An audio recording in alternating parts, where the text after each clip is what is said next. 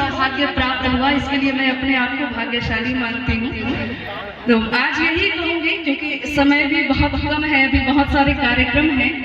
तो यही कहूँगी कि राम सरिस बरु दुल्हन सीता समधि दशरथ जनक पुनीता। तो कहा गया है कि जिस विवाह में, जिस मंडप में भगवान राम जैसे दूल्हा और आप देख ही रहे हैं, स्वरूप जो है बिल्कुल भगवान राम का, और जिस मंडप में सीता जैसी दुल्हन हो,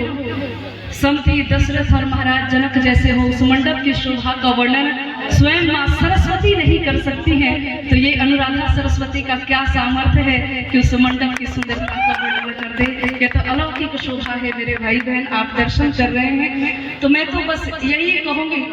कि विवाह उसे कहते हैं जिसका जब जीवन में वो घटना घटे, जब विवाह हो तो जीवन में केवल वाह वाह ही होना चाहिए, आह आह की स्थिति ना रहे। और मैं भी ये मंगल कामना करके जा रही हूँ कि यहाँ पर जो चिरंजीवी हमारे भैया गौतम भैया हमारे यहाँ बैठे हैं, और ये आयुष्मती प्रियंका जी जो है, इनके जीवन में खुशियाँ ही खुशियाँ हैं, इनके दाम्पत्य जीवन में भी आह की स्थिति ना